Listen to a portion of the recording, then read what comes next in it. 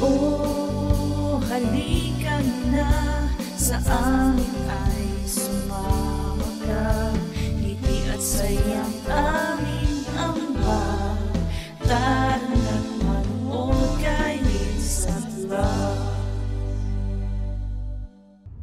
Hello Team Lilsat! Ohay mga bro! Today po is Friday around 5:15 AM ng umaga dito sa Japan. Today na nga po namin gagawin yung isa sa summer activity namin ngayong summer vacation. And yung summer activity na to is si Kuya Jake yung nag-request. Papunta po kami ngayon sa Nagashimas Paland. Yung ticket po papasok sa lugar na yun binili namin kanina sa 7-Eleven. Yung prices is junior high school and above 4,500 yen. Elementary students 3,000 yen. Baby Jack naman na 2 years old and above 1,700 yen. Bumili po kami ng ticket in advance sa convenience store kasi isa po yun sa nakita kong tip online kapag pupunta daw sa Nagashimas Paland para less hassle na daw po yung pagpila sa ticket booth. Marami daw po kasing tao doon papasok. Thank you pala sa isang Facebook vlogger. Shout out ko siya today. Napanood ko po kasi yung isa sa mga videos niya and sa kanya ako nakakuha ng idea and tips papunta ng Nagashimas Paland. Wala po kasi akong idea about sa lugar na yon. Hindi pa po kasi kami nakakapunta doon and first time lang namin today. But anyways, tara! Maligo po tayo ng swimming pool. Samahan niyo po kami sa aming first adventure ngayong summer vacation. Wow, swimming na daw siya today, oh. Nandito na kami pero ano pa, hindi pa nag-open yung mismong parking ng resort. Naglalagay na sila ng sunscreen.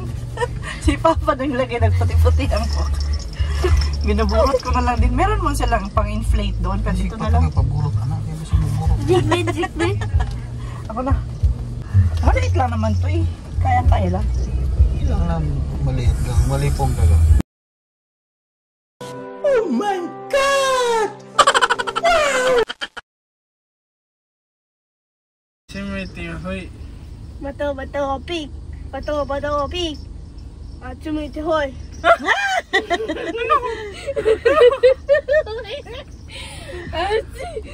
No, one lang, to sample. No.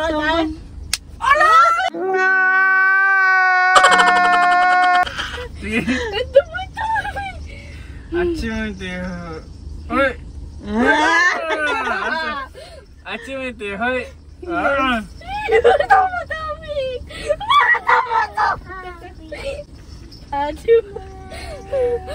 Sumiti, hoy.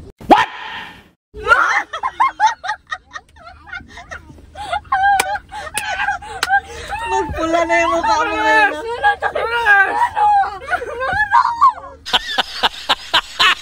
Later. Sulit dyan, wala siya, di ba? Yan.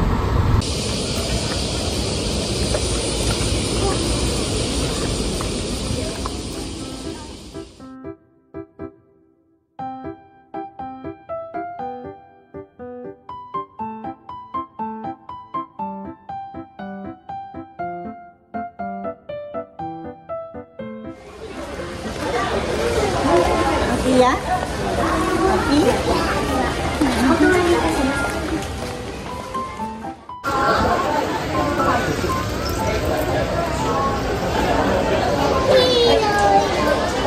Tuwang-tuwa yung isa pa ba? Basta laag lagi pa.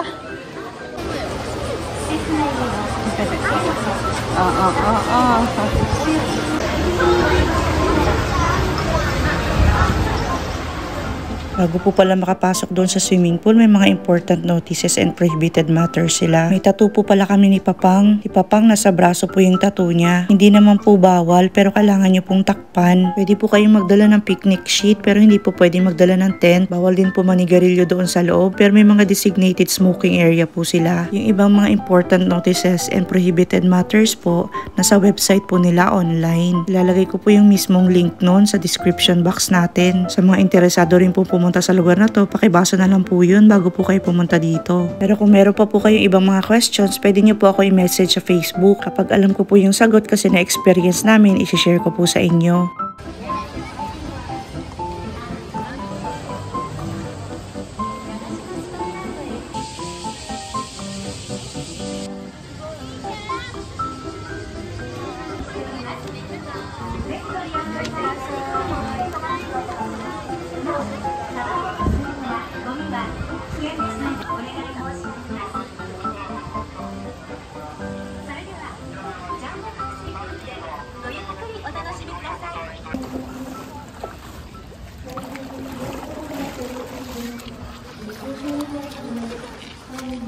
Papa, wa? Sige, maglalagay tayo ng sheets dyan.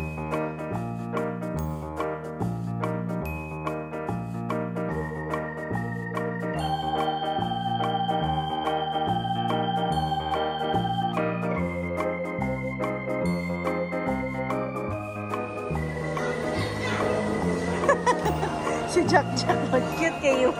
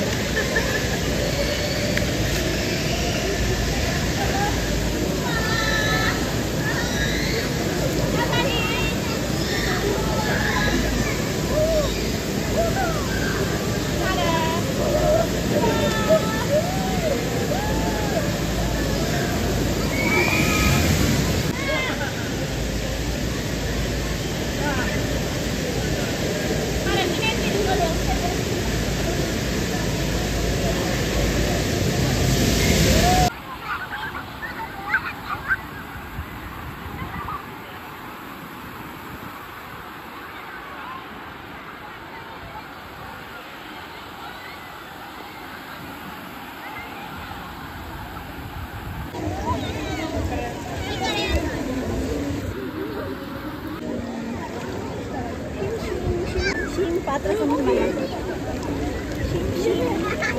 Ano ang tema? Okay.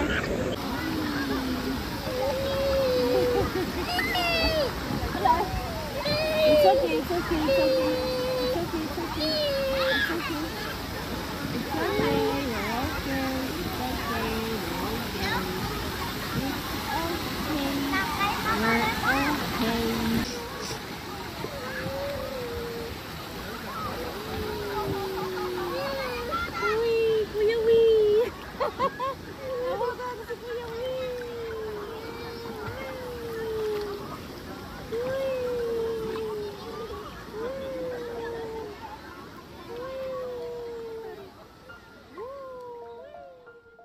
Kuya Jake, Kuya Jerome, Jack, kung sakaling malalaki na kayo at maalala nyo si Mama, ayan lang si Mama oh. Panoorin nyo lang yung mga vlog si Mama, lalo na yung mga adventures natin kapag namimiss nyo ako.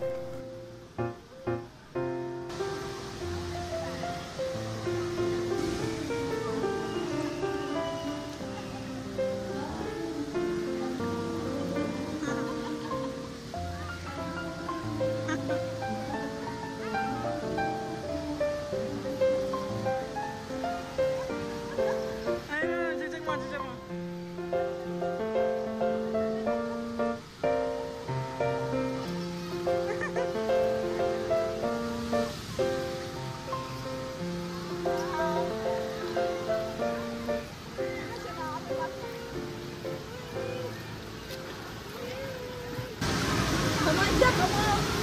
Jack, come on.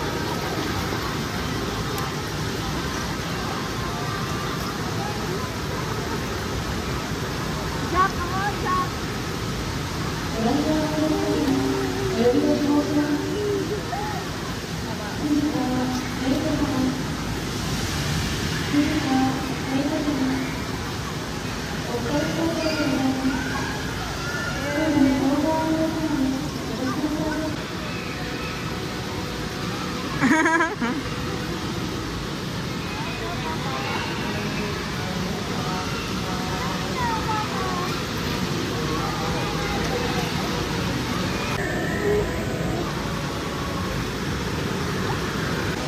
Look. Jack, Jack, oh. Kuya Jake, oh.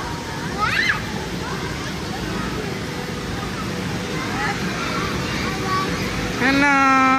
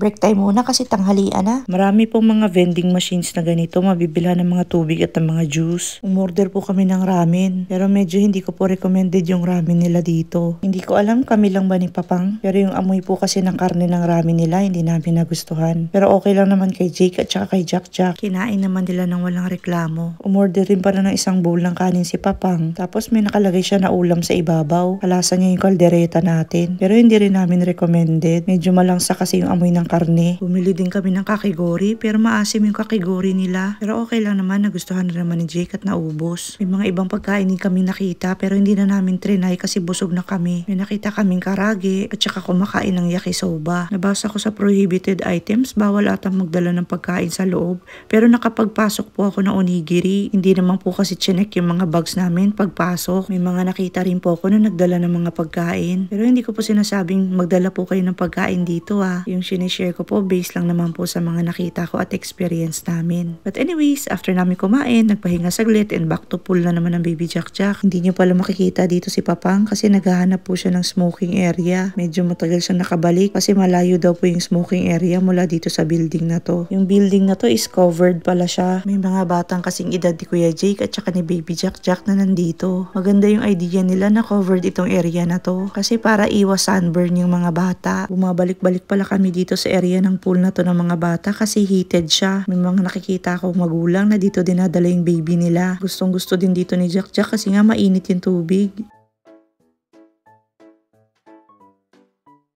Umalis muna si Kuya Jerome tsaka si Kuya Jake. Magsiswimming daw sila sa ibang pool attraction doon sa labas. Papang naman pumunta ulit ng smoking area. Kaya ito, ako lang muna yung naiwan kay Jack Jack. Napakalikot ng bata. Enjoy na enjoy niya yung lugar Hindi niya alintana yung mga tao sa paligid. Ako naman, ito lang, nagvi-video sa kanya. Medyo pagod na rin kasi ako mga bro. And mamaya-maya lang din, uuwi na rin kami. Pero bago kami umuwi, iikutin po namin ng isang beses yung buong lugar para mapakita na rin namin sa inyo. Pagdating nila Kuya Jerome, Papang at Jake, ayan, lumabas na rin kami. Itong building sa left side, dyan tayo galing sa loob. Tara, ikutin na natin yung buong lugar. Kapag nakapagdala po kayo ng salbabida at hindi nyo pa nalagyan ng hangin, dito po na area yung pahanginan nila.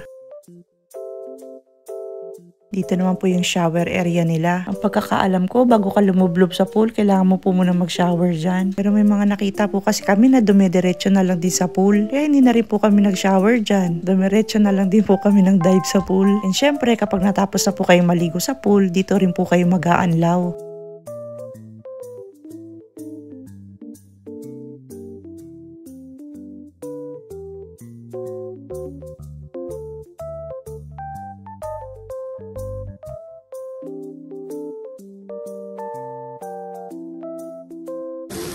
Mag-anlaw lang kami. Magwiwi na din. Ang dami ng shower area nila. Oh, hanggang doon. Puro yung shower. Oh, ayan oh. Puro shower area. Ang laki pala nak.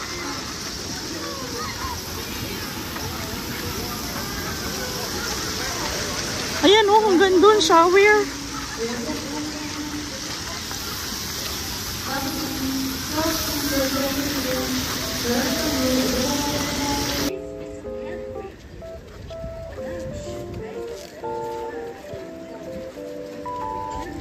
Gusto sana dito i-try ni Jake tong area na to, kaso lang ang haba po ng pila. Gusto mo yan? May ano man nata yan. Ah, line pa man yan Jake doon oh. Ayan oh, mag-line doon oh. Magla-line doon, ang haba ng line oh. Yung mga batang kasing edad ni Jake, pwede pala dito na area. Hindi rin kasi ganun kalalim yung tubig.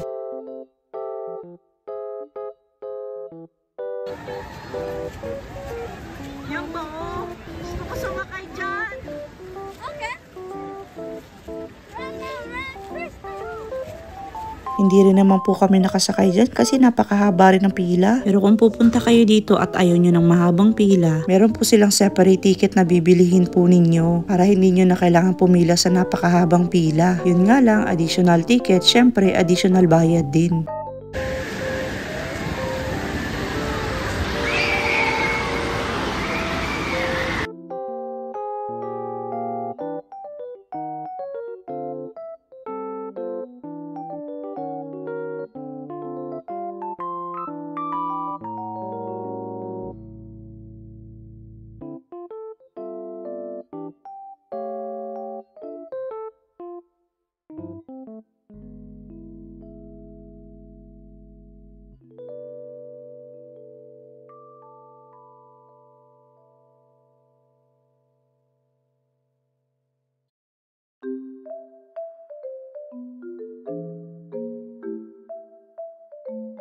Gusto ko sanang itry yung mga slides na ganito mga bro. Pero sabi ni Kuya Jerome, hindi daw po ata pwede dyan. May nabasa kasi siya na hanggang 80 kilos lang daw yung pwede. Lagpas 80 kilos kasi tayo ngayon. Lahat pala ng mga attractions nila dito. Katulad nito, hindi talaga namin na-try. Hindi naman kami makasakay dyan at ma-enjoy ng sabay-sabay. Kasi papaano si Jack wala magbabantay. And bukod doon, wala kami extra ticket. Almost lahat po kasi ng mga attractions na yan, mahahaba po talaga yung pila. Siguro next time na lang, pag medyo malaki-laki na si Jack, pwede na naming maisa-isa yung mga attractions nila dito. Laki na. Ayun yung ano niya, di ba? Yung sakayanan. Yung sasakay yung mga tao. Oh my God. Ano basa dyan? Super extreme level. Ayun naman, ang dami na. Papunta na kami ngayon sa rest area. Yung building na yun sa harapan. Nasa 2nd and 3rd floor. Pwede kang maglatag ng sheets dito. Sa 3rd floor na kami nakapaglatag kasi maraming tao. Pinakamalaking sheets na pwede mong ilatag is 180 by 180. Yun po yung recommended na size. Sa 1st floor nito may mga lockers. Doon naman namin nilagay yung mga bags na may mga wallet. Gusto rin to itry ni Jayco pero pauwi na kasi kami. Kung hindi ka ata nakapagdala ng damit pang swimming, pwede kang bumili dito. May mga extra lockers din dito, tsaka changing room. Pero hindi na kami nagpalit ng damit, sa sasakyan na kami magpapalit. And bago umuwi, syempre nag-picture-picture muna kami. Yung pang swimming ko pala na damit, nabili ko po yan sa Shein, mura lang. Pero nasira po kaagad yung zipper.